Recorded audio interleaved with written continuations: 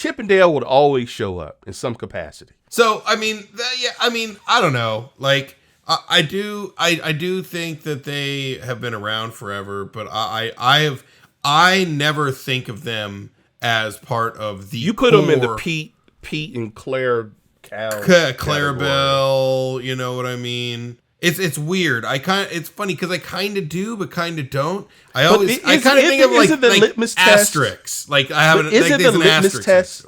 Look, but they have mascots at Disneyland. No, that's not the litmus test.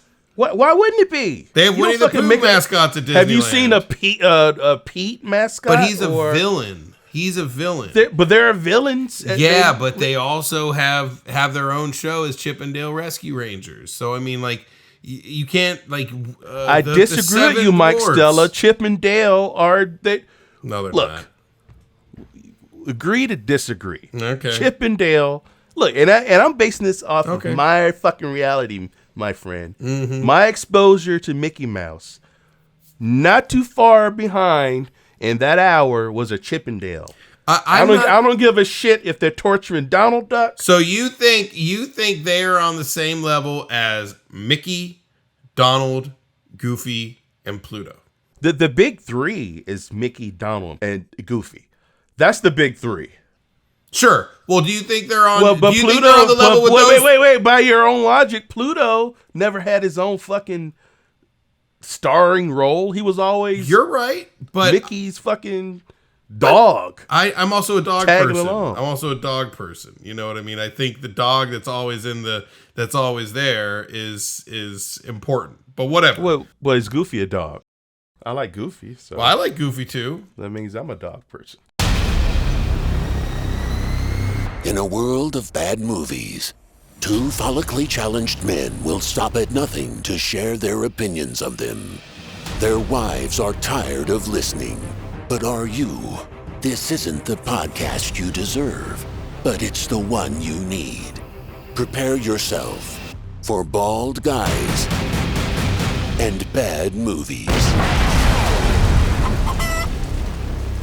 Welcome to episode 13 of Bald Guys and Bad Movies. Welcome. Yeah, episode 13. I am Troy, along with my buddy Mike. I'm Michael, along with my buddy Troy. We're actually reviewing a buddy movie. This is a movie about buddies. Hell yeah, it is. So we're reviewing Chippendale Rescue Rangers. Now, before you turn away, first let me get some business out of the way. What is the business we must always say in the beginning? Please give us 5 stars. Review 5 stars. 5 stars. Do whatever you got to do. Yes, so that we help can us out. So we can help you out.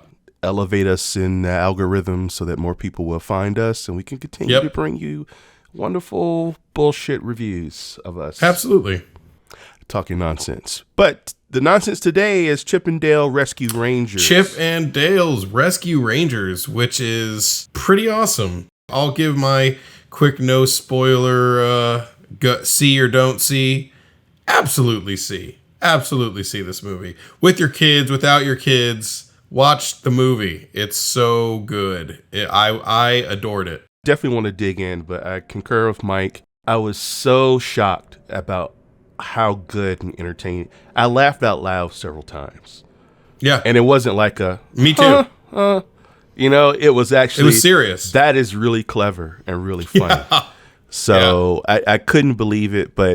And when I first saw this trailer, when I first saw it, like a month ago, whenever. I don't even think I saw the trailer. Yeah, you didn't even see it, right? And I didn't see the trailer. I just saw like the promo, right? And like the animated still frame of it. You know what I mean? Well, and I saw, I was like, what the hell is this? Because it's Dale, right? Dale is all CGI and Chip is like old-fashioned, old-school animated, and I'm like, they didn't sound like the Chipmunks that I grew up watching. Exactly. And I was like, oh, why are they changing? Why do they have to change everything? Exactly. But it is actually... They did it so well. They explained it so well. So don't judge by that trailer. See the movie. Yes. 110% see the movie. And what sold me on actually seeing this movie, because I just kind of wrote it off as a kid's movie, even though I grew up watching Chippendale Rescue Rangers. I don't know about you, Mike. Oh, yeah, absolutely. Did you? I Okay. love Chippendales. Okay, yeah. cool. Even though I grew up watching it, I was like, eh. But I did read one comment. It was like Twitter or somewhere. Mm-hmm. Roger Rabbit. When they evoke Roger Rabbit, let's get in. Like, we're getting into the spoiler. We're going to get into the spoilers. Well, no, but I just want to say, if you enjoyed Roger Rabbit, I'm not going to say it's better than Roger Rabbit, but it is damn close to that caliber of Roger Rabbit. Well, I will say it's a very different movie. Roger Rabbit's an 80 movies that's doing an homage to, like, you know, the old mysteries, the mysteries of old, classic mystery Well, movies. not so much the plot. It's the meshing of live action, sure, and animated characters living together. Right, was really well done. That's why I just wanted to say that we were getting into spoilers because I wanted to start talking about it, and that's a big point. It's on Disney Plus. Disney Plus. Get it for a month and binge everything that's on there because there's a lot of it. You know what I mean? There's a lot. Like, there is a lot. Not that we would do anything like that, right, Mike? Oh, I absolutely would. But talking about this movie, so let's get into it. Let's get into it. Watch it. Don't let us spoil anything. Go in cold. And I don't really want to. And I mean, we'll do a recap of it eventually, kind of through our talking, I think. But what I want to say is, you brought up Roger Rabbit. This is less a sequel to Chip and Dale's Rescue Rangers as it is a sequel to Who Framed Roger Rabbit, right? Explain yourself. Okay. I'm not disagreeing, but I want to know. No. So Roger Rabbit, right, took place in a world where humans and 2D characters were melded, right? And this is that same world, but years later. Modern. You know what I mean? Like, if it naturally evolved. Yeah. It even has the same sort of sets where, like, the you know, it even has fucking Roger Rabbit in it, and Roger Rabbit's in it, and that's my whole thing. Roger Rabbit's in it as an actor. He was an actor in the in Roger Rabbit. Like, he was an actor, an animated actor hired to play Roger Rabbit.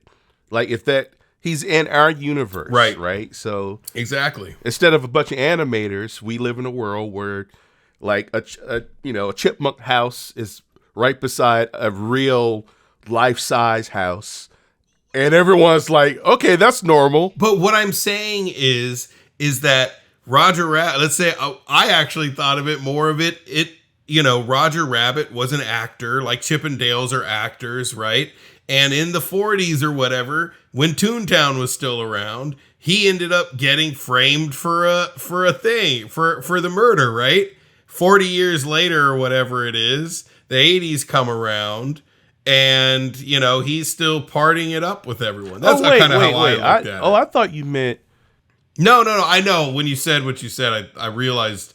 it's hard to explain exactly. Because, well, the reason why, because you remember Roger Rabbit, the Toons, didn't they all live in one part of the world? Like, they all lived in Toontown. Like, that was they did in the 40s or whatever that was. Oh, you think segregation? They were desegregated? It got desegregated, right? They lived in Toontown, but they ended up, went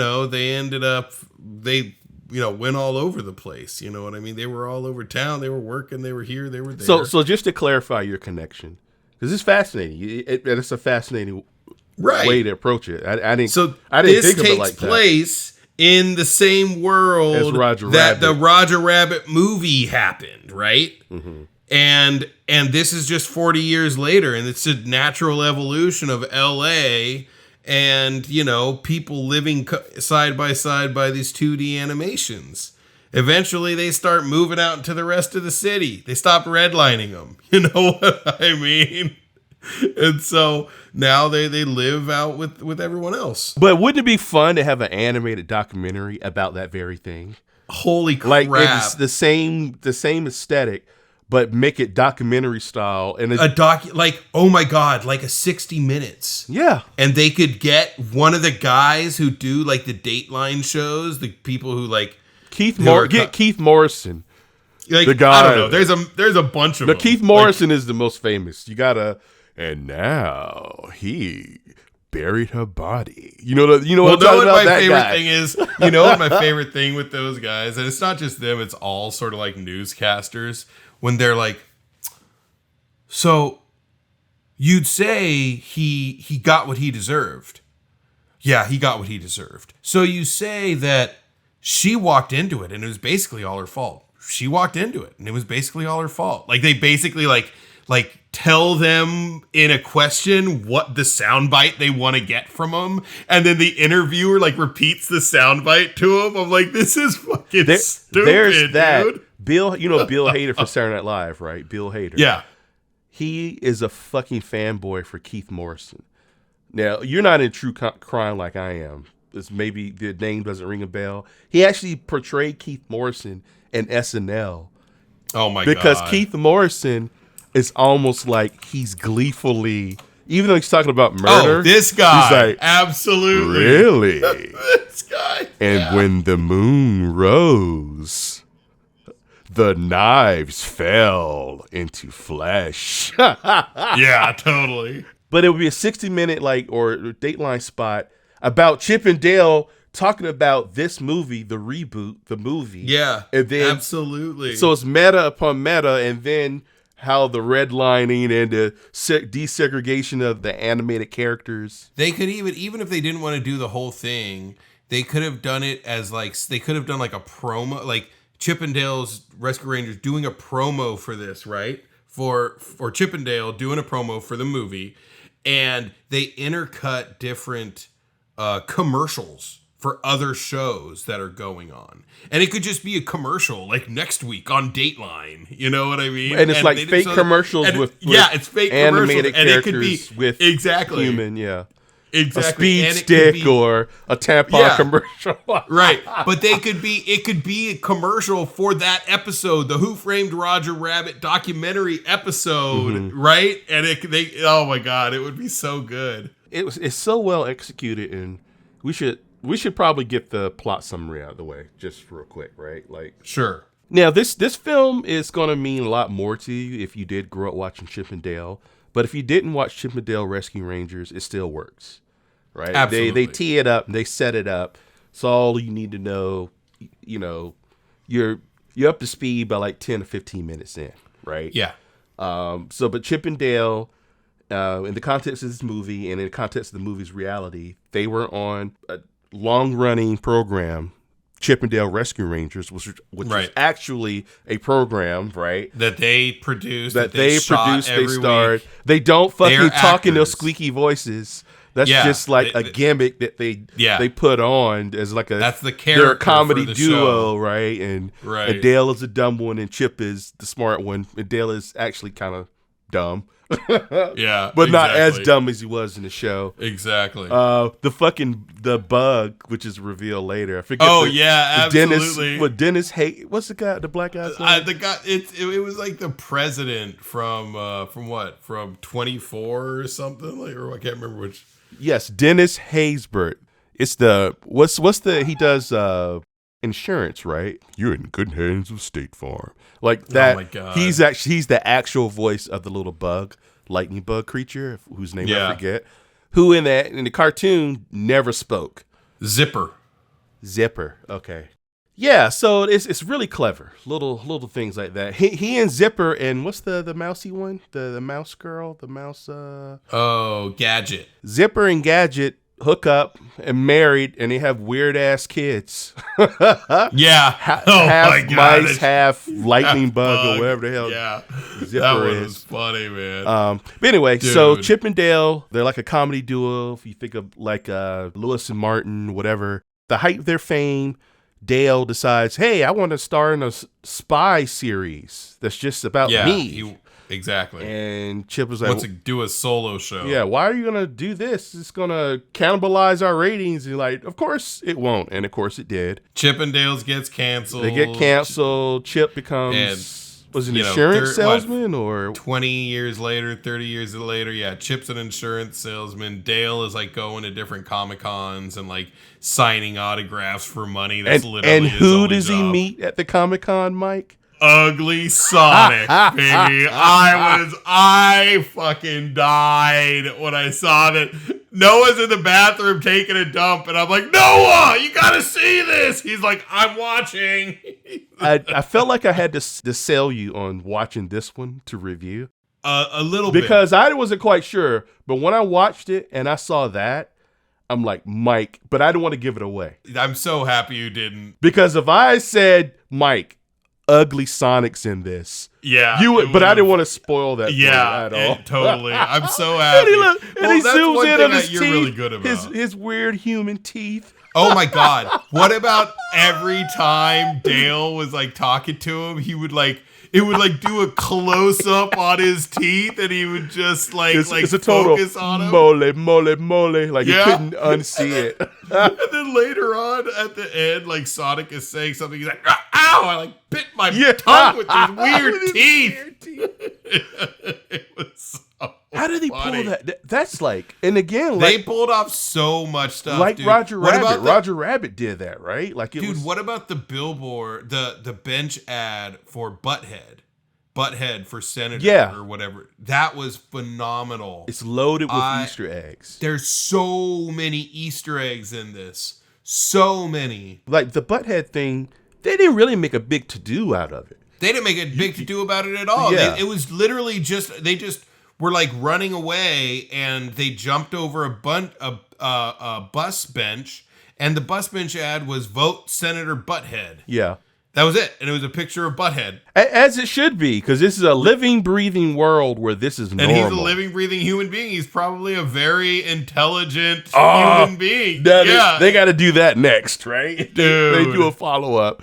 That would be amazing. What about when the Seth Rogen guy, like weird, uncanny valley guy, like falls down, and then the three different Seth Rogen characters come to check on him to see if he's okay. I was like, oh my God, that's awesome. I remember because like first it was Pumbaa, right? It was the CG Pumbaa. And I was like, oh my God, it's a Seth Rogen character. And then I see another Seth Rogen character and another. I was like, oh my God, this is too good. But they totally nailed the Zemeckis Polar Express, Beowulf. Yeah. The dead eyes. And when Seth Rogen plays like one of the bad guy henchmen, he's like a Viking, whatever. Yep. And when he's looking at you, you don't quite know if he's looking at you or a little bit to the left. What are you looking at? Why are you looking? It's like, it's obvious I'm looking straight at you. Yeah.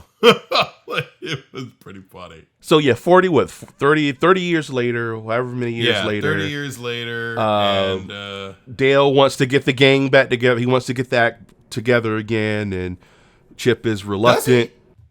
I didn't think that's what was going on. No. Dale, he wanted I thought he wanted Chip. He wanted Chip back for. No. He wanted to revive the.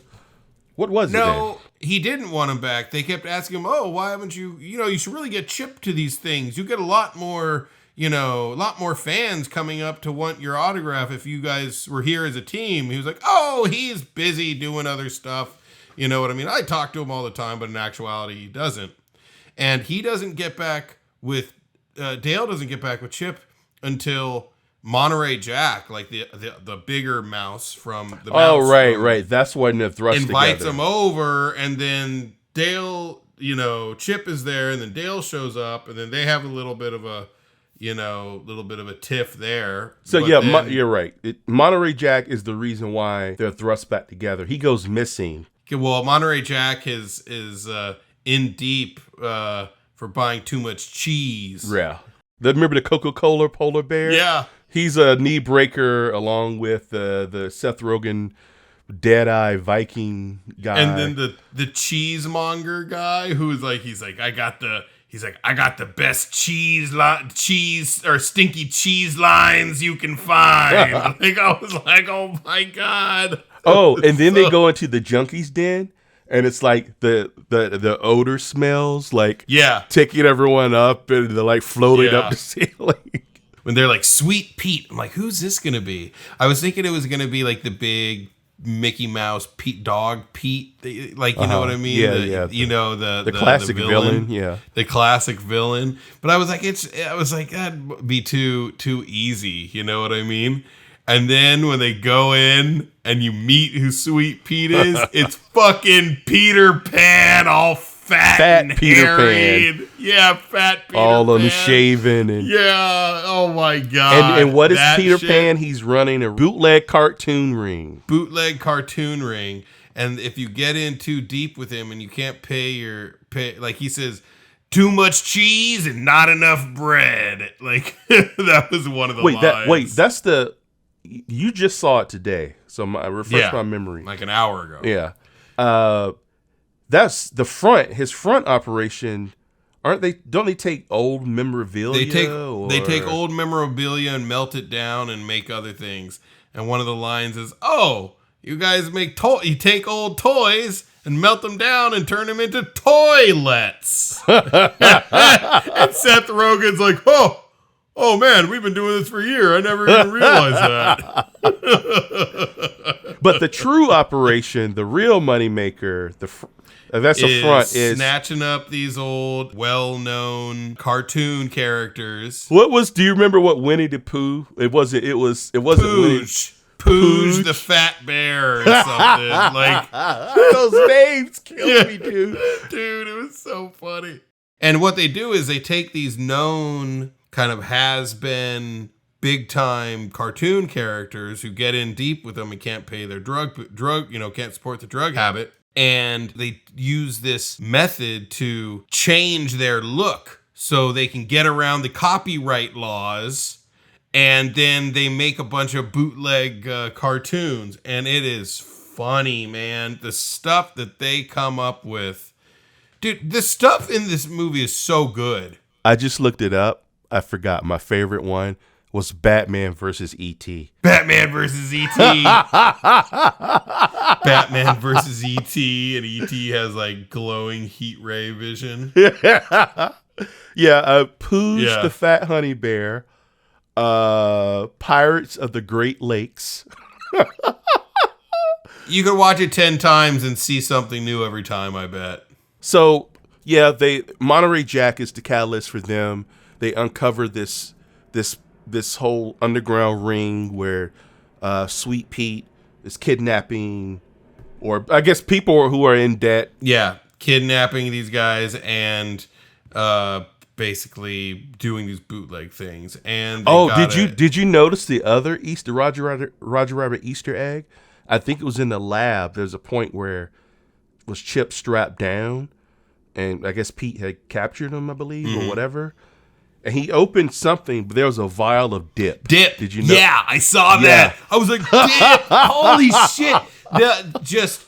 It was literally just like people sitting in working on this movie must have been the most fun experience. Like, maybe not the creation of everything, because who knows who's an asshole, right? But the concepting of coming up, just the list of things, this guy's got to be in it. Oh, we should have this guy doing this. Oh, that guy, that. We should have this reference. Like, holy shit. The Valley Cats, like instead of the Alley Cats, right?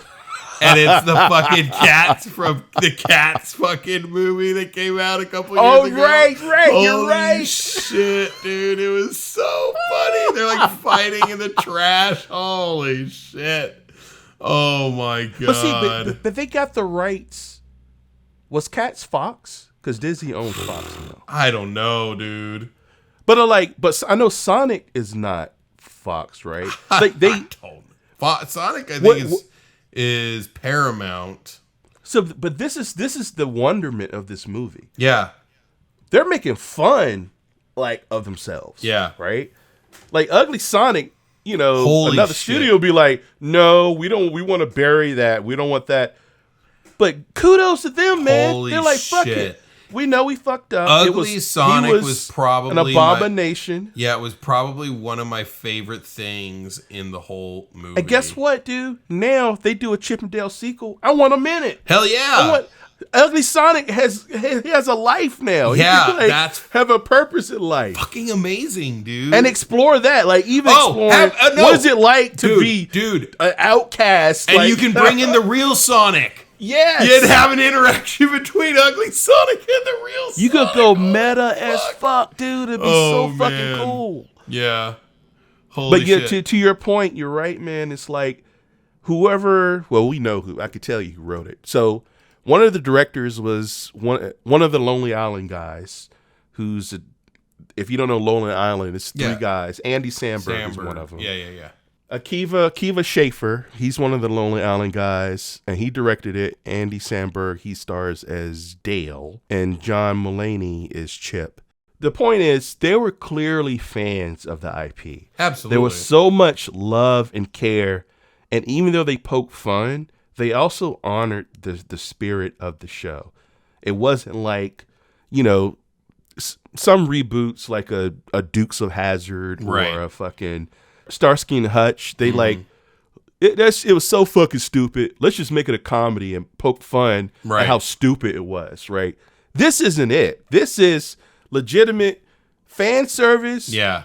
But still clever. They did poke some fun at themselves, but it never felt mean-spirited. But they also took it in a whole different direction. Yeah. And that was one thing I thought I really appreciated, because I don't really want to watch a whole Rescue Rangers movie that's just the regular Rescue Rangers. I have really very little interest in that.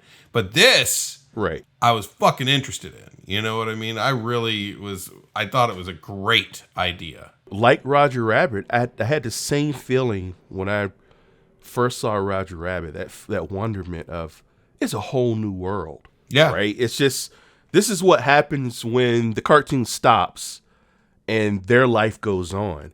And I felt the same thing. And it was, like you said, there were Easter eggs, but they didn't bring attention to it, really. They were just kind of in the background. I mean, sometimes it was in your face, but most of the times it was just there. That's the world. And it was nothing for, Dale to be driving a real car. A tiny wheel and a long fucking, and Chip's like, dude, why don't you drive just a chipmunk-sized car? He's like, no, I forgot what reason. Yeah, I don't remember. Like driving a human-sized car. Is that Gumby? Was he the sergeant? No, he wasn't. Well, that was the whole thing. I wonder if they couldn't get the rights to Gumby. And they just made a Gumby. And they just, that's what I'm thinking. Clone? Yeah, I mean, it's called Captain Putty. And that was kind of, I felt a little, like, it would have been nice if they had Gumby. And they weren't able to get any of the Hanna-Barbera cartoons, I don't think. They finish the plot up. They save the day, right? They get the gang back together. They take down Peter Pan. Peter Pan gets changed into a mega bootleg. Yeah. To I forget the name of the cat villain, but he had the villain from Chip and Dale's Rescue Rangers head.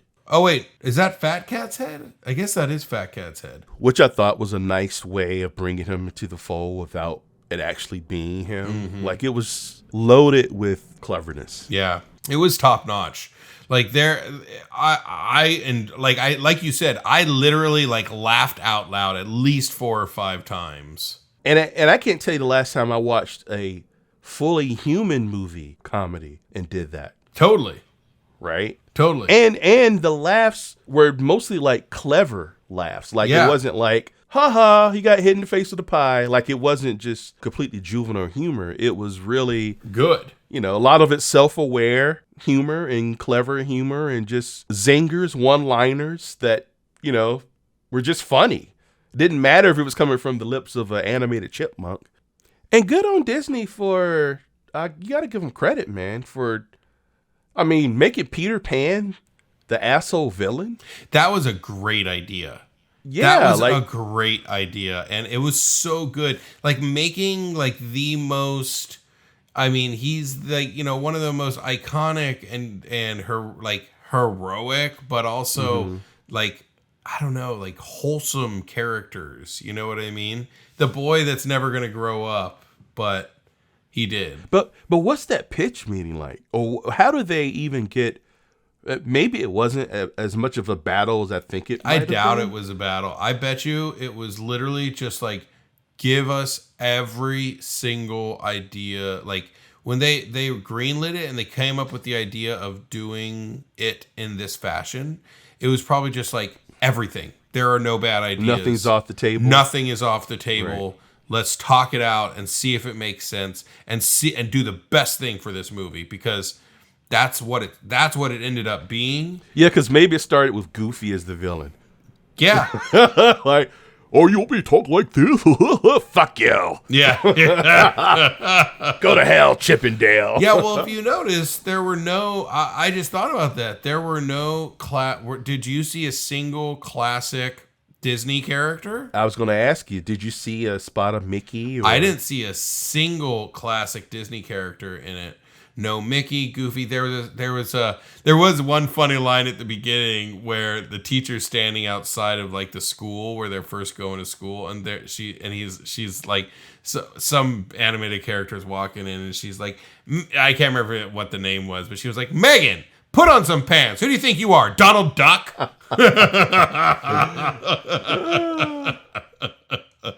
That was a pretty good line. I tell you what, right now, I want to see a sequel. Hell yeah. And if Hanna-Barbera knows what's good for them, they'd fucking get with it. Yeah. Because it's fantastic promotion of their IP, a way to reinvigorate it, right? Yeah. Because this isn't reinvigorated, for me at least, Chip and Dale. And again, you don't have to be a fan of Chip and Dale Rescue Rangers to enjoy this. Yeah. Like, I mean, there's some throwback things to the show, but it really works on a whole different level. There's something in it for everyone. You know what I mean? Like, anyone who's had any sort of contact with animated media over the last 40 years will find something in it to be like, oh yeah, I know that. Oh yeah, that's funny. I mean, I gotta get my dad to watch it. You know what I mean? Like, yeah. He should definitely watch it because of the throwbacks to Who Framed Roger Rabbit and all that. I think he'd dig it. This is gold star. This is phenomenal. I mean, this is a good film regardless of anything. You know what I mean? This is a good film out of the medium of animated movies. It would be a mistake if you chalk this up to just a kid's movie. It is Oh, not. absolutely. Although your kid can watch it. Yeah, your kid will and love they will enjoy it. Hell yeah, they will. Probably on a different level than you enjoy it, and that's the sign of a truly great film. Yeah. That you can dig deeper and find like the deeper humorous moment, while the kid may be laughing at the same thing, but for a whole different reason. Yeah, and that's just awesome. That's genius. We can do that. So what do we rate it, Mike? Chip and Dale. Chip and Dale's Rescue Rangers. Chip and Dale's. Yeah, I love it. When you in danger. I can't remember if that's how the song goes. Dude, it's so good. I'm giving it like a 4 or 4.5, maybe even. It's up there. I'm gonna start going before you because it feels like I'm copying you all the time. But I was totally thinking of 4 acorns out of 5. 4 dead-eye stares out of 5. 4 ugly Sonic teeth out of 5. I love Ugly Sonic, man. Ugly Sonic lives.